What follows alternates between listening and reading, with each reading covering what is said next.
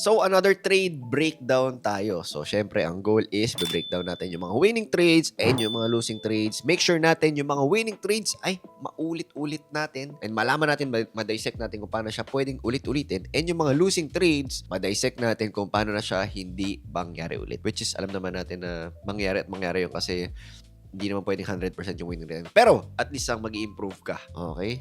Mag-i-improve ka overall and mas mag-i-experience ka sa market.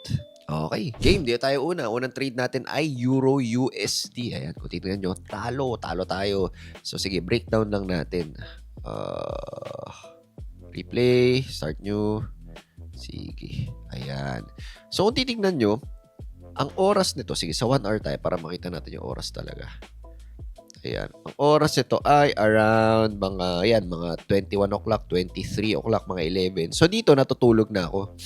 Okay, dyan, tutulog na ako dyan. So, ang goal ko, pag na-reach na talaga tong level na to, magsisell ako. Okay, so anong ginawa ko? Naglagay ako ng sell limit. Alright? Sell limit, ibig sabihin nun, kahit tulog ako, kahit anong oras pa yan, pag napunta dyan yung price, magsisell at magsisell siya. So, yun yung ginawa ko. Bakit? Kasi, base dito, check na natin sa daily.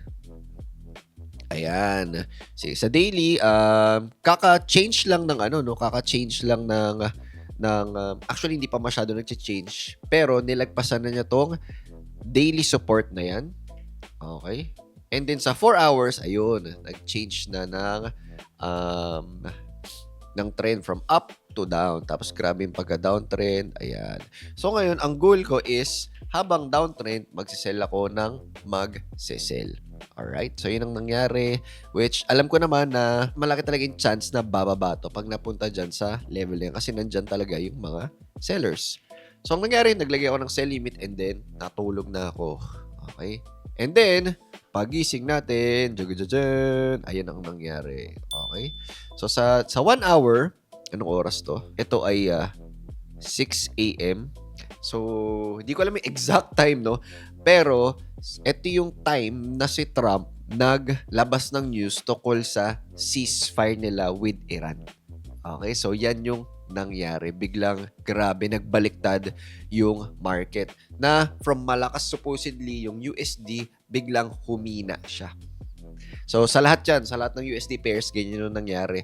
So, yun, nangyari is nagtalo tayo. So, yun, talo tayo.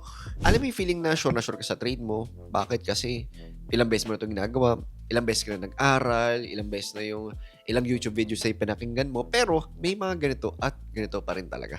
Okay, may mga talo pa rin talaga. And worse, ang tagal na natin pero hindi pa rin ganun kaganda yung results natin. Alam mo yung na-realize ko, most of the time, ang pinakakulang talaga is yung structure. Okay? So, yan talaga yung pinaka-pinupush namin sa TMT. Kailangan kasi meron talagang step-by-step na framework, yung meron kang airtight talaga na trading plan, may system ka na sinusundan, ay ang pinakamaganda, may experience na mga traders or coaches na mag-guide sa'yo. If gusto mo ng ganyang setup, commercial lang tayo, kasama yung mga 19,000 plus na students sa TMT na naghahatakan pataas, pwede ka mag-book ng call dyan sa link sa baba, and you can talk to my team. Dyan sa call na yan, tatanong nila kung nasan ka na ba, and ano yung mga goals mo, para alam namin kung paano ka pa namin mas matulungan. So again, yan, link dyan nasa baba. Click mo lang and sagutin mo lang yung mga tanong dyan and then book a call. So yun lang, back to the video. So kung titignan nyo itong GBP CAD, for the longest time since February 5, ayan, pababa talaga siya. And then, paano natin malalaman na uptrend na siya? Number one way, syempre kapag bago ka, kapag nalagpasan niya itong EMA. Pero, pag familiar ka na sa mga charts, naiintindihan mo na yung structure. So, ano yung sabihin ng structure? Ibig sabihin yan, ganito. Meron tayong mga supports and resistances, and habang nababasag yung support, ibig sabihin downtrend siya.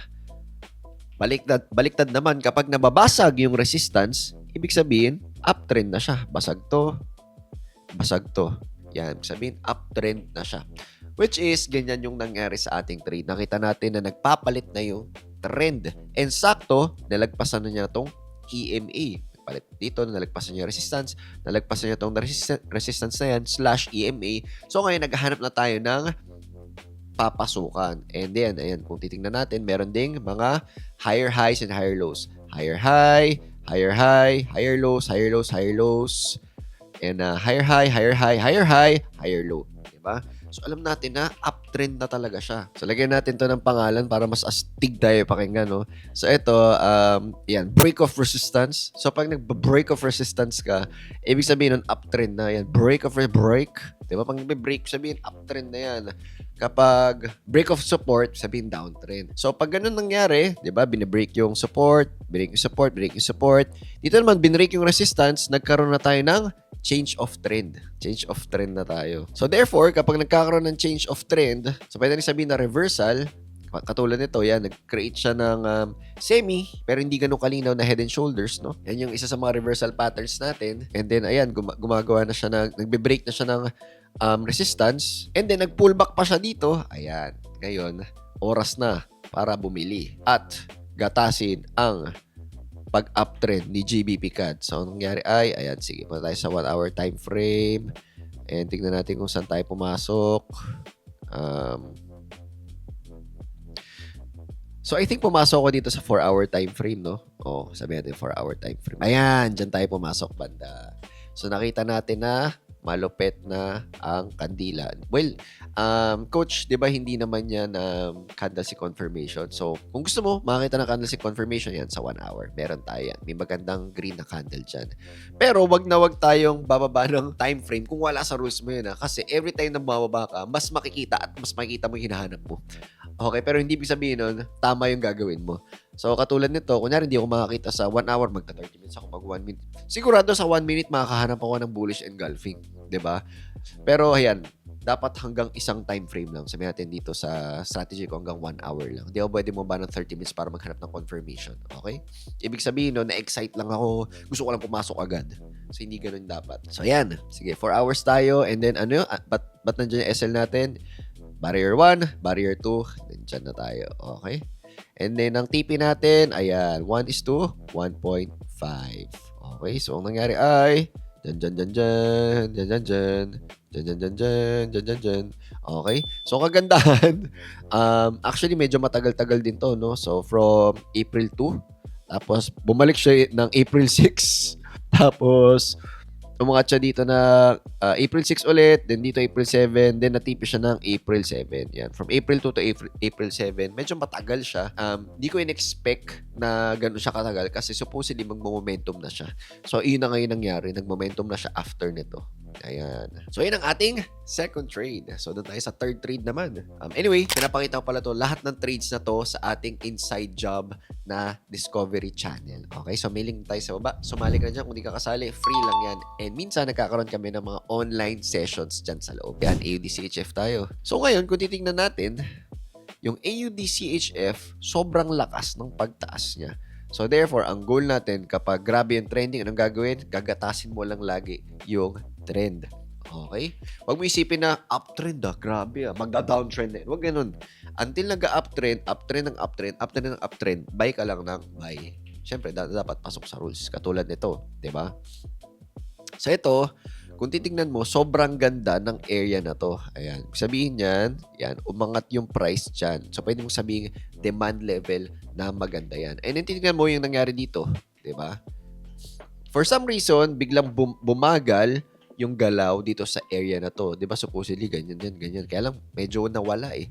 So pwede mo sabihin na nag-iipon na yan or what, nag-iipon na ng powers or naghihintay lang yung mga natin, yung mga big players natin. So ang nangyari ay gumawa siya ng semi. Ito yung pinakatitignan mo, semi na head and shoulders. So pwedeng hindi mo pa makita sa ngayon yan. Kailangan pa practice yung mata mo para makita yung mga ganyan. And ito yung pinaka-important na makita mo sa head and shoulders na pattern na to. Lalo na kung papasok ka dito sa right shoulder. Kasi medyo aggressive yan. Pag nakita mong inangatan na niya yung previous na resistance. Okay, pag na-break na niya yung resistance, diyan mo sasabihin na, G na to. Pag yan, bumalik pa dito sa area kong to, papasok na ako. Kasi grabe nakita ko to. Tapos kung titignan mo, nalagpasan niya. Tapos tignan mo yung pullback niya, sobrang bagal. Ibig sabihin yan, wala ng sellers at buhay-buhay na yung mga buyers, which is yun na ang nangyari. Pumasok tayo dito. Ayan. And then, check na. Sige. Hindi ko na chinek ata yung 1 hour dyan. And then, ayun, dumire-diretso. So again, yung pinakamalulupit talaga na trades natin ay yung mga hindi na tumambay sa SL. 'Di ba? Yung mga malulupit na mga trades natin. So yun lang. Yun lang para sa video na to. Marami ka bang natutunan? If meron naman, comment mo naman sa baba. And of course, kung di pa masyadong nagigets to, okay na okay lang yan. Simula ka muna ulit sa 5-day challenge natin yan. Sobrang lupit niyan. Diyan mo mabibuild yung foundation mo sa trading. And then after niyan, magsisimula na yung journey mo papunta sa pagiging profitable na forex trader yan. Panoorin mo lang yung video na yan. See you!